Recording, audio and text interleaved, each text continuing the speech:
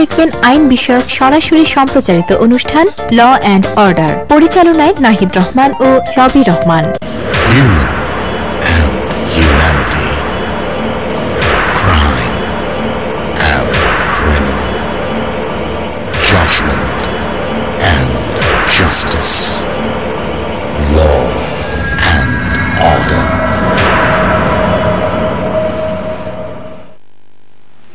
প্রিয় দর্শক, আপনাদের সকলকে সাদর আমন্ত্রণ জানাচ্ছি এটিএন বাংলার নিয়মিত আয়োজন আইন বিষয়ক অনুষ্ঠান ল অ্যান্ড অর্ডারে। সাথে আছি আমি অ্যাডভোকেট মাশরুফা হোসেন এবং আমাদের আজকের আলোচনার বিষয় সন্তানের অভিভাবক সংক্রান্ত আইন অর্থাৎ গার্ডিয়ানশিপ ল। এ বিষয়ে আলোচনা করবার জন্য আমাদের স্টুডিওতে আজকে উপস্থিত রয়েছেন advocate Rehana Sultana, director legal aid Bangladesh national women's lawyers association. প্রিয় দর্শক, এই বিষয় নিয়ে যদি আপনাদের কোনো প্রশ্ন থেকে থাকে তবে টেলিভিশন স্ক্রিনে দেখানো টেলিফোন নম্বরগুলোর মাধ্যমে আমাদের কল করতে পারেন। তবে যথাসময়ের মতো আমাদের আজকের এবারও অনুরোধ থাকবে যে আপনারা বিষয় সংক্রান্ত প্রশ্নই আমাদের করে থাকবেন। চলে যাচ্ছি মূল অনুষ্ঠানে। আপনাকে অনেক ধন্যবাদ আমাদের স্টুডিওতে আসার জন্য। সাম্প্রতিককালে দেখা যায় যে অনেক দম্পতি সন্তান থাকাকালীন অবস্থায় দেখা যায় যখন বিবাহ বিচ্ছেদ ঘটে তখন সেই সন্তানের কাস্টাডি অর্থাৎ তার অভিভাবক কে হবে সেই বিষয়ে একটা প্রশ্ন চলে আসে, খুব গুরুত্বপূর্ণ প্রশ্ন চলে আসে। যেহেতু এই বিষয় নিয়ে আজকে আমরা আলোচনা করব এবং আমাদের অডিয়েন্সদেরকে আমরা ধারণা দেওয়ার চেষ্টা করব, আমার প্রথম প্রশ্ন হবে আপনার কাছে, সেটা হচ্ছে সন্তানের শরীর ও সম্পত্তির অভিভাবকত্ব কোন আইন দ্বারা নির্ধারিত হয়?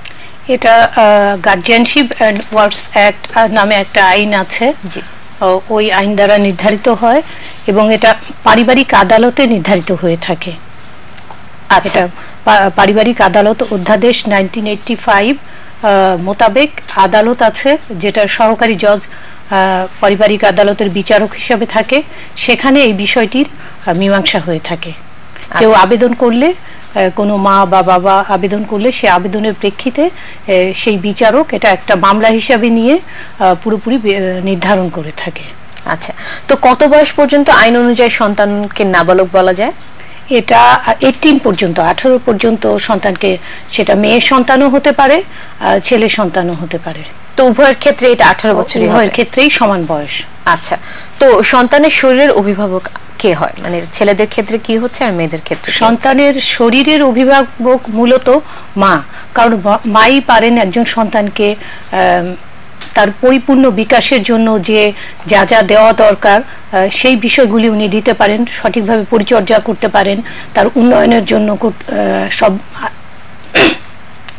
সঠিকভাবে উন্নয়ন করতে পারেন। সেই কারণেই মাকেই সন্তানের শরীরের অভিভাবক বলা হয়। তো সেটা কি ছেলেদের হেফাজতকারী বলা হয়ে থাকে? তো সেটা ছেলেদের ক্ষেত্রে তাই বা মেয়েদের ক্ষেত্রে একই? ছেলেদের ক্ষেত্রে 7 বছর পর্যন্ত বিধিবদ্ধ আইনে যেটা আছে যে 7 বছর পর্যন্ত, কিন্তু এই আইনের মূল কথা যেটা যে সন্তানের কল্যাণটা কোথায় হবে সেই অনুযায়ী তার অভিভাবকত্ব বা হেফাজতের অধিকার নির্ধারিত হবে। তো সেই ক্ষেত্রে আইনে আছে 7 বছর পর্যন্ত ছেলে সন্তানের ক্ষেত্রে, কিন্তু 7 বছরের পরেও যদি আদালত যদি মনে করে এবং পারিপার্শ্বিক অবস্থা বিবেচনা করে যদি মনে হয় যে মায়ের কাছেই সন্তানের কল্যাণ হবে ওই ছেলে সন্তানটির, তাহলে মায়ের কাছেই আদালত দিবে। এবং উচ্চ আদালতের অনেক অনেক সিদ্ধান্ত আছে, বড় বড় রায় আছে।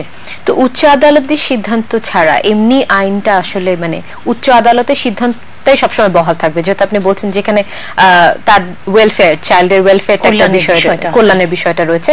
তো এমনি সাধারণত আইন আসলে কি মেয়েদের কত বয়স হলে অভিভাবক মাকে চুজ করে? আগে বললাম ছেলে সন্তানের কথা, আর মেয়েদের ক্ষেত্রে আইনে বিধিবদ্ধভাবে আছে যেটা যে টিল পিউবার্টি, বয়ঃসন্ধিকাল পর্যন্ত। তো ছেলেদের জন্য 7 বছর আর মেয়েদের জন্য বলছেন বয়ঃসন্ধিকাল। এভাবে ঠিক আসলে বলা যায় না যে 7 বছরের পরেই তার শরীরের অভিভাবক বাবা হয়ে যাবেন বা অন্য কারো কাছে চলে যাবে, বা মেয়ের বয়ঃসন্ধিকাল পর্যন্ত, এই পর্যন্ত একেবারেই থাকবে মায়ের কাছে, এটার কোনো বিকল্প নাই। আচ্ছা, মানে পিউবার্টি এবং 7 বছর পর্যন্ত মাই তার হেফাজতকারী, এরপরে তার সার্বিক অবস্থা বিবেচনা করে তার কল্যাণের বিষয়টি বিবেচনা করে নির্ধারিত হবে। এবং সেটা যদি বাবা যদি দাবি করে সেই ক্ষেত্রে আদালতে গেলে আদালত সার্বিক বিষয় বিবেচনা করে তার কল্যাণের বিষয় বিবেচনা করে ওই সময় তার কার কাছে কল্যাণ হবে তার বেড়ে ওঠার জন্য, তার বড় হওয়ার জন্য সেই জায়গাটা নির্ধারণ করবে। আচ্ছা, তো পুত্র সন্তানের বয়স 7 বছর হলে পিতা কি হেফাজতের অধিকারটা তাহলে কি অটোমেটিক পেয়ে যাচ্ছেন? অটোমেটিক পেয়ে যাচ্ছে না, মা যদি স্বেচ্ছায় দিয়ে দেয় সেই ক্ষেত্রে পেয়ে যায়, আর মা যদি না দিতে চান তাহলে আদালতে যেতে হবে, যে কোনো পক্ষকে আদালতে যেতে হবে। আদালতে গেলে আদালতে অনেকগুলি বিষয় বিবেচনা করা হবে। আচ্ছা, আমরা বিষয়টিতে ফেরত আসছি, আমাদের একটা ফোন আছে। আচ্ছা, হ্যালো, ওয়ালাইকুম সালাম। আমি ঢাকা সাভার থেকে কালাম বলছিলাম। জি বলুন। আমার প্রশ্ন হলো, একটা সন্তান যখন প্রসব হয়, সন্তানটা কত পার্সেন্ট ভূমিতে যদি আপনার প্রসব হওয়ার আগে মারা যায়, এই ধরনের একটা ল করছিলাম, কিন্তু ওইটা ক্লিয়ার হইতে পারতেছি না। কত পার্সেন্ট বের হলে জীবিত জন্মাবে, কত পার্সেন্ট বের হলে মৃত্যু করা, এটা যদি ক্লিয়ার করতেন। হ্যালো, জি আপনি শুনতে পেয়েছেন? আমি ঠিক পরিষ্কার কি প্রশ্ন, আমিও ঠিক পরিষ্কার আপনার প্রশ্নটি বুঝতে পারিনি, আপনি কি একটু খুলে বলবেন আস্তে আস্তে? হ্যাঁ, এবং কিছু বছর আমার এরকম, আমি একটা আস্তে আস্তে বলুন, আস্তে আস্তে বলুন। জি বলুন আবার। আপনার বাসুদেব গান্ধী ফান লেখছেন বইটা, এরকম লেখছে যে একটা সন্তান যখন প্রসব করে, জি একটা সন্তান যখন হয়, জি একটা সন্তান যখন মনে করেন যে, হ্যালো, জি জি শুনতে পাচ্ছি, আস্তে আস্তে বলুন। জি একটা সন্তান যখন জন্ম নেয়, প্রসব করার মনে করেন যে মাথাটা এবং তার সিনা পর্যন্ত বের হয়ে আসছে, এই অবস্থায় যদি তাকে মনে করেন যে জীবিত আসছে, তারপর যে আবার মারা যায়, মানে সম্পূর্ণ বের হওয়ার আগে মারা যায়, জি বের হয়ে জীবিত, কিন্তু সম্পূর্ণ বের হওয়ার আগে মারা গেল, এই অবস্থা কিভাবে মানে সম্পত্তির ভাগটা নেওয়া যায়? না, এটা একটা সম্পূর্ণ অন্য বিষয়। ধন্যবাদ আপনাকে। যেটা এটা আসলে বিষয়ের সাথে সম্পর্কিত না, কোনো আইন দ্বারা নির্ধারিত হতে পারে না, এটা তখন অবস্থা বিবেচনা করে, আর তখন বোধহয় ডিসপিউটও হয় না। জি, তখন বোধহয় ওই সন্তানের পিতামাতার সাথে এটা নিয়ে কোনো বিরোধ হয় না, কারণ তার তো তখন জীবন শেষ, সন্তানের। জি, তো যে বিষয় নিয়ে কথা বলছিলাম, যে তাহলে পুত্র সন্তান যখন 7 বছর পৌঁছাবে, তখন তারপরে তার ওয়েলফেয়ারটা বিবেচনা করে বা কল্যাণটা বিবেচনা করা, তার লেখাপড়া, তার চরিত্র, তার বেড়ে ওঠার জন্য যা যা দরকার, তার নৈতিক চরিত্র ইত্যাদি, এবং তার পছন্দ অপছন্দেরও যদি সে সঠিকভাবে সে যদি মতামত দিতে পারে, সেটাও বিবেচনা করা হয়ে থাকে। আচ্ছা, তো পিতার সাথে মায়ের বিবাহ বিচ্ছেদ হলে মা কি সন্তানের হেফাজতের অধিকারটা যে তার রয়েছে, এটা কি অক্ষুণ্ণ থাকবে? হ্যাঁ, এক্ষেত্রে অক্ষুণ্ণ থাকে। পিতা সাথে বিবাহ বিচ্ছেদ হলে তার কোনো এই যে হেফাজতের অধিকার, এই ক্ষেত্রে কোনো ব্যতিক্রম হয় না। ব্যতিক্রম অন্যান্য কিছু বিষয় আছে, সেখানে হতে পারে। যেমন ওই সময় যদি সে বাচ্চাকে ভরণ পোষণের দায়িত্ব পিতার, এই সময় যদি বাচ্চাকে সে মানে বাচ্চার পরিচর্যা, বাচ্চা মা হিসাবে যা যা সাপোর্ট দেওয়া দরকার, সেইগুলি যদি দিতে পারে, সেই ক্ষেত্রে কোনো অসুবিধা নেই, আইনে কোনো অসুবিধা বাধা নেই। তো মা ছাড়া অন্য কোনো মহিলা কি সন্তানের হেফাজতের অধিকার কখনো পেতে পারে? মা যদি না থাকেন, জীবিত না থাকেন, অথবা মা যদি কোনো কারণে, যে সব কারণে সন্তানের হেফাজতের অধিকার হারায়, সেই সব কারণে যদি অধিকারটা হারায়, সেই ক্ষেত্রে মায়ের দিক থেকে যদি মানে মেয়েদের দিক থেকে নানি, খালা, বোন এরা পেয়ে থাকে, দাদি, ফুপু এরা পেয়ে থাকে, এবং অন্যদিকে যদি পুরুষের দিক থেকে পিতা, চাচা, দাদা এরা পেতে পারে। কিন্তু সন্তানের, নাবালক সন্তানের ক্ষেত্রে সাধারণত মেয়েদের দিকটাই দেখা হয়ে থাকে, সেটা হলো নানি, খালা, বোন, দাদি, ফুপু এরা। আচ্ছা, আমাদের আরেকটা ফোন আছে। হ্যালো, ওয়ালাইকুম সালাম। জি শুনতে পাচ্ছি, বলুন। লাইনটা কেটে গেছে। তো আপনি যেটা বলছিলেন যে মার যদি মৃত্যু ঘটে, তাহলে তো সে তার অধিকারটা পাচ্ছে না, তখন যদি নানি বা খালার কাছে চলে যেতে পারে। মৃত্যু ঘটতে পারে, আবার অন্য কারণেও কিছু কারণ আছে, সে হেফাজতের অধিকার হারাতে পারে। অন্য কি ধরনের কারণ হতে পারে? স্বেচ্ছায় এমন অবস্থা হতে পারে, যদিও সেটা ব্যতিক্রম, সাধারণত হয় না, যে মা রাখতে পারছে না, সেই সব ক্ষেত্রেও অনেক রিজন থাকতে পারে। কিন্তু ধরেন কি এটা অন্যান্য কি ধরনের কারণ হতে পারে যখন মা তার অধিকারটা থেকে বঞ্চিত হতে পারে? আইনে যেটা আছে যে মা দ্বিতীয় বিয়ে করলে, এটা অনেক পুরনো আইন, এখানে আছে যে দ্বিতীয় বিয়ে করলে হেফাজতের অধিকার হারায়। কিন্তু ওই মানে যুগের প্রেক্ষাপটে এখন তো মানে অনেক মেয়েদের মায়েদের অধিকার দায় দায়িত্ব মানে ক্ষমতা সবই মানে চেঞ্জ হয়েছে বা বেড়ে গেছে। সেই ক্ষেত্রে এই সব বিষয় বিবেচনা করে, সন্তানের কল্যাণের দিক বিবেচনা করে হাইকোর্টের অনেক, সুপ্রিম কোর্টের অনেক রায় আছে যেখানে বলেছে যে না, মায়ের দ্বিতীয় বিয়ে হলেও মা পেতে পারে। কিন্তু কোনো ক্ষেত্রে দ্বিতীয় বিয়ে হলে হারায়, সেই সব ক্ষেত্রে যে সন্তান কার হেফাজতে যাবে বা মার মৃত্যু ঘটলে বা মা যদি একদম পাগল টাগল উন্মাদ, একেবারে অন্য ব্যাপার আছে। আমরা এই বিষয়টিতে ফেরত আসছি, আমাদের একটা ফোন আছে। হ্যালো, জি, আপনার টেলিভিশনের ভলিউম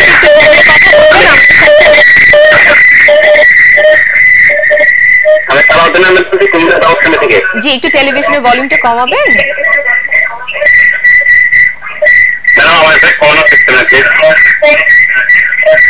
জি, আমার প্রশ্ন হচ্ছে যে একটা বাবা যদি মনে করে যে তার সাথে সম্পূর্ণ সুস্থ এবং নিরাপদ থাকবে, সেই ক্ষেত্রে বাচ্চারা কি ধরনের দায়িত্ব নেবে, কি দায়িত্ব পাবে? আচ্ছা, ধন্যবাদ। বাবা যদি মনে করে, ওনার প্রশ্নটা বোধহয় এরকম ছিল যে বাবা যদি মনে করে যে সন্তান তার কাছে নিরাপত্তা পাবে, বাবা মনে করলেই হবে না। এখানে একটা হলো প্রথমত নাবালক কিনা, বয়স কিনা, বয়সটা মানে কোন পর্যায়ের বয়স, আর একটা বাবার সামগ্রিক অবস্থা। বাবা যদি বিয়ে করে থাকে, আইনে ডাইরেক্টলি নাই যে বাবা বিয়ে করলে হেফাজতের অধিকার হারাবে বা পাবে না, এটা নাই, কিন্তু পরিবেশটা তো অনুকূলে থাকে না। তারপরে বাবার চরিত্র, অভ্যাস, তারপরে সন্তান যখন জন্ম নেয় তখন বাবার দায় দায়িত্ব বা আচরণ কি ছিল, সার্বিক অবস্থা, তারপরে সন্তান জন্মের পরে বা মায়ের কাছে যখন পৃথক ছিল আদালতে আসার আগে তখন বাবা কি দায় দায়িত্ব পালন করেছে ইত্যাদি বিষয়, এবং সন্তানের আদালত সবকিছু বিবেচনা করবে এবং সন্তানের মতামতও নিয়ে থাকে, যে ক্ষেত্রে মতামত দিতে পারে। তো সুতরাং সার্বিকভাবে যদি বিবেচিত হয় যে বয়সটা, যে বিধিবদ্ধ বয়স, সেই বয়সটা পার হয়ে গেছে এবং তুলনামূলকভাবে বাবার কাছে ভালো থাকবে, সেই ক্ষেত্রে আদালত দিতে পারে, এরকম কোনো ডিসিশন নিতে পারে। তো একটা খুব গুরুত্বপূর্ণ বিষয় আমরা জানলাম যে যদিও দ্বিতীয় বিয়ে করলে প্রিভিয়াস লতে বলা আছে যে মা হয়তো অধিকার হারাতে পারে, তারপর আপনি বলছেন যে আদালত এই ডিসিশনটা চেঞ্জও করতে পারে, যে সমস্ত সার্বিক পর্যবেক্ষণ করে অনেক অনেক রায় দিয়েছে, অনেক ক্ষেত্রেই দিয়ে থাকে। যে দেখা গেছে যে বাবা মায়ের বিচ্ছেদ হয়ে গেছে, এরপরে 5 বছর বা 7 বছর বাবা কোনো দায় দায়িত্বই পালন করেনি, তারপরেও সান্নিধ্য, ভরণ পোষণ, যোগাযোগ, ওয়েলফেয়ারের জন্য যা যা দরকার, মাই সমস্ত প্রতিকূলতা পেরিয়ে সব দায় দায়িত্ব পালন করেছে এবং সন্তান খুব সুন্দরভাবে বড় হচ্ছে এবং সন্তান মায়ের কাছে থাকতেই পছন্দ করছে। এবং যেখানে বিয়ে হলো সেখানেও সার্বিক অবস্থা দেখে দেখা গেছে যে ওখানে গেলে ওখানকার যে পরিবেশ এবং যার সাথে বিয়ে হলো সামগ্রিকভাবে যে কল্যাণ ব্যাহত হবে না, সেই ক্ষেত্রে, সেই জাতীয় ক্ষেত্রে আদালত দিয়ে থাকে। আচ্ছা, আমাদের একটা ফোন আছে। হ্যালো, দেখছে। জি, তো সন্তানের হেফাজতের বিষয়ে আদালত কোন বিষয়টাকে বেশি প্রাধান্য দেয়?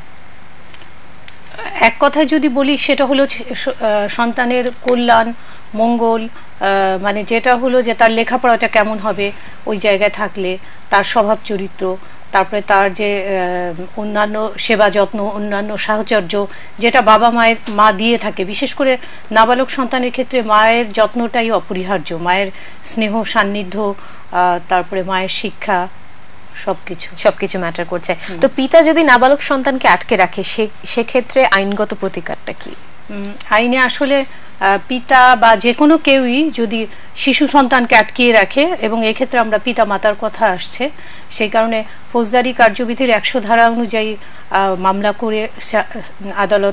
করলে আদালত শুনানি অন্তে শোনার পরে যদি সন্তুষ্ট হয়, সার্চ ওয়ারেন্ট দিয়ে থাকে, সেটা দিয়ে সেই তল্লাশি পরোয়ানা দিয়ে বাচ্চাকে উদ্ধার করে আনতে পারে, আইন মোতাবেক মা নিয়ে আসতে পারে।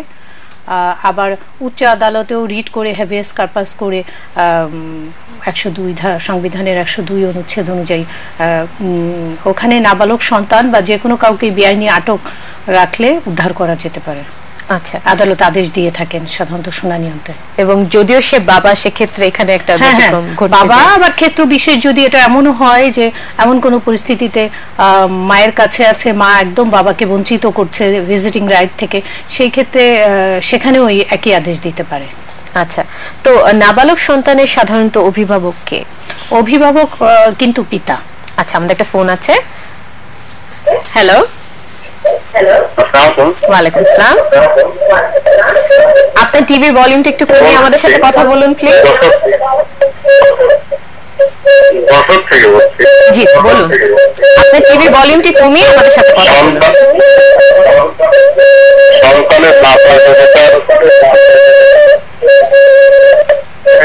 সন্তানকে নিয়ে চেষ্টায় চলে যায়। জি আবার বলুন। ডিভোর্স না হয় পরবর্তীতে আবার কখনো ফিরে আসে, সেক্ষেত্রে আইনগত কি, মানে সন্তানের ব্যাপারে আইনগত প্রতিকারটা কি হবে, তাই তো? আচ্ছা, ধন্যবাদ। আপনার প্রশ্নটা যদি আমি বুঝে থাকি তাহলে বলবো যে মানে যেটা বিবাহ বিচ্ছেদ ঘটেনি, কিছুদিনের জন্য সেপারেশন ছিল, আইনত তো কোনো সেপারেশন নাই, দূরে থাকে মনোমালিন্যের কারণে, তো সেই ক্ষেত্রে আইনে কোনো বিষয় নাই। যদি আবার তারা ফিরে আসে, আবার যদি স্বামী স্ত্রী একইভাবে সংসার করে, সন্তান লালন পালন করে, তো আইনে এখানে কিছু বাধাও নাই, কিছু ডিরেকশনও নাই, এবং এতে আমি কোনো ঝামেলাও দেখছি না, কোনো ঝামেলাও নাই। সুখী পরিবার আবার সেই সুখে। আর উনি যদি অন্যভাবে যদি এটা বিয়ের বিষয়ে কিছু ডিভোর্সের পরে চলে আসার কথা এরকম কিছু বুঝেছে কিনা ঠিক আমি পরিষ্কার না। কিন্তু সন্তানের বিষয় যদি বলি, সন্তান তো সন্তানই, বাবা মার কাছে আবার ফিরে আসবে। জি, আমাদের একটা ফোন আছে। হ্যালো, ওয়ালাইকুম আসসালাম। জি, আমি ডক্টর ইকরাম বলছি ঢাকা থেকে। জি বলুন। আজকে আপনারা খুব চমৎকার একটা বিষয় নিয়ে কথা বলছেন, ধন্যবাদ। আমি আসলে একটা ছোট্ট একটা বিষয় বলতে চাচ্ছিলাম। জি বলুন। প্রশ্নের পাশাপাশি আমার মন্তব্যটা বলতে চাচ্ছিলাম। প্রশ্নের বলতে দাঁড়ায় যে ওই যে বিধিবদ্ধ যে বয়সটার বিষয়, যে 7 বছর পর্যন্ত এটা মার রাইট থাকবে, তারপর বাবা ক্লেম করতে পারবে, এটা কি আসলে এটা কতটুকু অথেন্টিক? এটা কি আসলেই 7 বছর? এরকম কথা কি আদৌ আসলে ইসলামী শরিয়াতে বলা আছে কিনা, এটা প্রশ্ন আকারে এটা দাঁড়ায়। আর এটার সাথে আমি মন্তব্য আকারে এটা বলতে চাই যে আমাদের দেশে 1937 সালের শরিয়ত অ্যাপ্লিকেশন অ্যাক্ট সেকশন 2 যে এখানে বলে আছে যে আপনার এই অভিভাবক বিষয়গুলো ইসলামী শরিয়াতে হবে, এবং সেখানে যদি আমরা একটু যাই তাহলে আমরা দেখবো যে এটা আসলে ধরে নেওয়া হয় যে ইমাম আবু হানিফার মাযহাবে বলা হচ্ছে 7 বছর। কিন্তু আমি প্রথমে যেটা দিতে চাই যে আমি এটা আমার কিছু সোর্স বুকগুলি স্টাডি করেছি, এবং সেখানে আসলে ইমাম আবু হানিফার অরিজিনাল মতামত যেটি, সেটি হচ্ছে যে এটি আসলে 7 বছর না, বরং এটি যে সময় পর্যন্ত একটি বাচ্চা নিজেকে নিজে মেনটেন করতে পারে সেটি, তার কোনো সময় বলেছে 7 বছর, কেউ বলেছে 9 বছর। তো সুতরাং আমি মনে করি যে এটি একটি কনটেক্সচুয়াল ইন্টারপ্রিটেশন আমরা এখন আমার মনে হয় সময় আসছে। হ্যালো, জি জি জি শুনতে পাচ্ছি। হ্যাঁ জি জি, কনটেক্সচুয়াল ইন্টারপ্রিটেশনটা হচ্ছে যে এখনকার কনটেক্সটে বা 50 বছর আগে 7 বছরের বয়সে মানুষ কতটুকু ম্যাচিউর হতো, এখন আমার মনে হয় যে ইমাম আবু হানিফার যে মূল সূত্রটা যে নিজের দেখাশোনা নিজে করতে পারে, এই যে ওখানে লেখা যে নিজের কাপড় ধুতে পারে ইত্যাদি। জি জি জি, আপনাকে অনেক ধন্যবাদ এই শারিয়ার বিষয়টি নিয়ে আসার জন্য। এক্সপ্লেইন করতে পারি, পড়াতে পারি। জি ধন্যবাদ আপনাকে। উনি শারিয়ার বিষয়টি নিয়ে এসেছে, যেটা আমরা বলেছি যে সাধারণত উনি যেটা বলেছেন খুব সুন্দর বলেছেন, এবং সঠিক মেসেজটা আমরা পেয়েছে আমাদের শ্রোতারা। কিন্তু আদালতেও কল্যাণের বিষয় আসলে 7 বছরের পরে যদি মায়ের অবস্থা যদি প্রতিকূল না হয়, অন্য কোনো ব্যতিক্রম না হয়, মায়ের কাছেই থাকে, ওই যে মানে সে তাকে তার জন্য মাকে যতদিন প্রয়োজন আদালত ততদিনই বিবেচনা করে থাকে, এবং আমাদের পারিপার্শ্বিকতা এবং আমাদের সামাজিক প্রেক্ষাপটও সেটাই বলে যে সন্তান মায়ের কাছেই থাকবে। জি, কোন আদালত সন্তানের অভিভাবকত্ব হেফাজতের বিষয়টি নির্ধারণ করে? এটা পারিবারিক আদালত করে থাকে। পারিবারিক আদালত অধ্যাদেশ 1985 অনুযায়ী যে আদালত আছে সেখানে এই পারিবারিক বিষয়গুলি মীমাংসা হয়ে থাকে, তার মধ্যে এই গার্জিয়ানশিপের বিষয়টাও একটি বিষয়। 5টি বিষয় আছে। আমাদের একটা ফোন আছে। হ্যালো হ্যালো, আসসালামু আলাইকুম। ওয়ালাইকুম আসসালাম। আমি একটা জিনিস জানতে চেয়েছি, সেটা হচ্ছে আমার ছেলে যখন 1 বছরের ছিল তখন সেই ছেলেকে রেখে তার বাবা বিদেশ চলে যায়, 12 বছর কোনো যোগাযোগ ছিল না ওর সাথে। সেই ছেলের এখন 24 বছর হয়েছে। সেই ছেলেকে সে কখনো মেনে নিচ্ছে না। আচ্ছা। তার কোনো দায় দাবি, ভরণ পোষণ, পালন কোনোটাই সে করছে না। কিন্তু বর্তমানে সে বিদেশ থেকে দেশে ফিরে আবার বিয়ে করে এখানে সংসার করে ছেলে হয়ে গেছে। তার সম্পত্তিও ছিল, সেটাও আমাকে না, আমার ছেলেকেও সে দেয়নি। এটার জন্য আমার কি কোনো কিছু করণীয় আছে? আপনি আইনগত বিষয়টা জানতে চাচ্ছেন, ধন্যবাদ। আইনগত বিষয়টি আমি জানতে চাচ্ছি, যেহেতু আজকে থেকে আরো 25 বছর আগে আমাদের সিস্টেমে এই আইনগুলো ছিল না, তাই নেই। আর এখন কিন্তু আইনগুলো খুব সুন্দর হয়েছে, যার কারণে আমি এই জিনিসটা জানতে চাচ্ছি যে আমার ছেলের জন্য করণীয় কিছু আছে কিনা। তবে আরেকটা কথা বলছি, হ্যালো, জি, যে আমার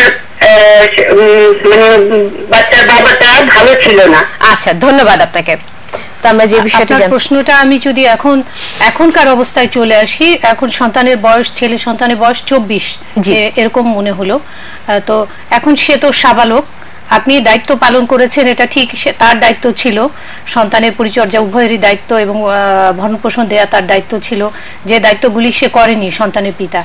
এখন সন্তান হিসাবে যদি স্বীকার না করে, তার উত্তরাধিকারের বিষয় আছে, তার জন্মের বৈধতার প্রশ্ন আছে, তো সেই ক্ষেত্রে সে আদালতের আসতে পারে, ঘোষণামূলক মামলা করতে পারে, পিতৃত্বের ঘোষণা যে সে তার সন্তান, এই একটা বিষয়।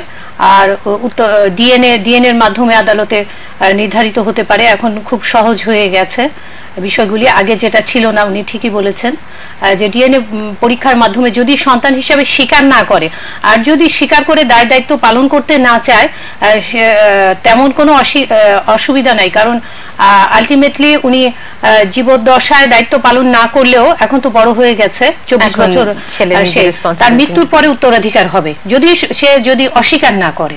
জি, আমাদের একটা ফোন আছে। হ্যালো, ওয়ালাইকুম সালাম। আমি দিনাজপুর থেকে মহিলা বলছিলাম। জি, বলুন। আপনার ম্যাডাম, জি, আমার একটা নিকট আত্মীয়া, আমার খুব কাছেরই, ওনার 3টা বাচ্চা, হ্যাঁ, 3টাই মেয়ে বাচ্চা। বড় মেয়ে ইন্টারমিডিয়েট করতেছে, মেজোটা ক্লাস 3-তে, আর একবারে ছোটটা ক্লাস 1-এ। আপনি বলছেন 3 মেয়ে আছে, তাই তো? আমি কি ঠিক শুনেছি? জি, 3 মেয়ে আছে। আচ্ছা, এখন প্রশ্নটি বলুন, আমাদের সময় খুব অল্প। রিসেন্ট আমার ওই আত্মীয়ার স্বামী, জি, তার সাথে অনেক খারাপ ব্যবহার, মানে 3টা, মানে তার শাশুড়ি এবং শাশুড়ি, আচ্ছা, সবাই খুব খারাপ ব্যবহার করছে করার কারণে। জি, জি, শুনতে পাচ্ছি, আপনি বলুন, তারপর কি হলো, খুব সংক্ষেপে একটু, আমাদের সময় কম। হ্যাঁ, সংক্ষেপে বলছি। আমার শাশুড়ি এবং ওনার হাজবেন্ড খারাপ ব্যবহার করার কারণে সে রাগ করে এখান থেকে 3টা সন্তান নিয়ে তার বাবার বাসায় চলে গেছে। আচ্ছা, এখন ওনার ওই স্বামী আবার নতুন বিয়ে করছে। এই ক্ষেত্রে আমার ওই আত্মীয়টা স্বামীর নামে কিছু করছে, কিন্তু আসলে হয়েছে কি, ওনার বাবা সামান্য কিছু মোহরানা, 25,000 টাকা মোহরানা করা ছিল। এই ক্ষেত্রে এরা এখন ওই 25,000 টাকা কোর্টের মাধ্যমে দিয়ে মানে হয়তো মুক্তি পাবে বা এরকম একটা মুভমেন্ট চলতেছে। এখন আমরা নিচের একটা কি করতে পারি? আচ্ছা, ধন্যবাদ আপনাকে। আমি যদি সন্তানদের ভরণ পোষণের ব্যাপারটার দিকে আসি, নিকট আত্মীয় সন্তানের ভরণ পোষণ দাবি করতে পারে, এটা মৌখিকভাবেই জানাতে পারে, আত্মীয় স্বজনের মাধ্যমে জানাতে পারে। যদি না দেয় তাহলে তো পারিবারিক আদালতে আসতে পারে, পারিবারিক আরবিট্রেশন কাউন্সিলেও আসতে পারে।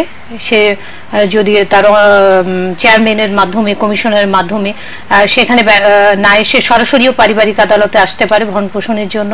এবং পারিবারিক আদালতেও এখানে আপোষ মীমাংসার ব্যবস্থা আছে, সেখানে সালিশি আছে, সেভাবেও এই বিষয়টা আদায় করতে পারে, অথবা মামলার রায়ে যে আদায় করতে পারে। তো এই একটা বিষয়। এবং উত্তরাধিকারের বিষয় তো সন্তানের থেকেই যায়, পিতা বিয়ে করুক বা না করুক, ওরা তো সন্তান। বিয়ে করে হয়তো আরো সন্তান হবে, সম্পত্তি হয়তো ভাগাভাগি হবে, কিন্তু ওদের যে অধিকার সেটা থাকবে, সেটা হয়তো আবার সন্তান হলে, আরো যদি সন্তান হয় ভদ্রলোকের, তাহলে সেই ক্ষেত্রে হতে পারে যে ওদের মানে মূল সম্পত্তি আরো ভাগিদার হয়ে যেতে পারে, কিন্তু তাদের যে অংশ সেটা ঠিকই থাকবে। এবং তাদের ভরণ পোষণ মানে তাদের চিকিৎসা, শিক্ষা, তাদের বিনোদন, তাদের সব বিষয়, এবং তাদের ভালো মন্দ দেখা, সব বিষয় কিন্তু বাবার দায়িত্ব রয়ে গেছে। আচ্ছা, আমাদের যেহেতু সময় খুব অল্প, তবু শেষ প্রশ্নটা করছি যে সন্তান মায়ের কাছে থাকাকালীন অবস্থায় ভরণ পোষণটা কে দিবে? বাবা দিবে। বাবা সে যে অবস্থায় থাকুক, বাবা যদি অল্প রোজগারও করে তারপরেও বাবার দায়িত্ব সন্তানের ভরণ পোষণ দেওয়ার জন্য, নাবালক সন্তানের ক্ষেত্রে। আচ্ছা, তো মা উপার্জন অক্ষম হলে কি তিনি তার হেফাজতে থাকাকালীন অবস্থায় ভরণ পোষণের জন্য কি দায়বদ্ধ? মায়ের আসলে আইন বা আমাদের যেটা বাস্তবিক অবস্থা, মায়ের দায়িত্ব তো ভরণ পোষণ না। মা যে বিষয়গুলি দিতে পারেন ওটা তো আর পৃথিবীর কেউ দিতে পারেন না। সুতরাং সেই মার সেই ভান্ডার, সেই অফুরন্ত ভান্ডার থেকে মা দিয়ে থাকে অনেক কিছু যেটা অন্য কেউ পারে না বা বাবা পারে না। বাবার দায়িত্ব হলো ভরণ পোষণের। তো মা যদি অনেক রোজগারও করে সেক্ষেত্রেও বাবার দায়িত্ব বাবাকে পালন করতে হবে। আবার মা না করলেও সেটা নিয়ে কোনো বিরোধ নাই, বা সেই প্রশ্নটা আদালতে আসবে না যে মা উপার্জন করে কি করে না, সেই হেফাজতের অধিকারের ক্ষেত্রে ওই প্রশ্নটা আসবে না বা ওটা বিবেচিত হবে না। মায়ের দায়িত্ব না ভরণ পোষণ দেয়া, ওটা পুরোপুরি বাবার দায়িত্ব। আচ্ছা, আপনাকে আবার অনেক ধন্যবাদ আমাদের স্টুডিওতে আসার জন্য। ধন্যবাদ আপনাকে এবং আমার দর্শক শ্রোতাদের। প্রিয় দর্শক, আশা করি আমাদের আজকের অনুষ্ঠানের মাধ্যমে কিছুটা হলেও এই বিষয় নিয়ে আপনারা উপকৃত হয়েছেন। দেখতে থাকুন ল অ্যান্ড অর্ডার, দেখা হবে আবারও।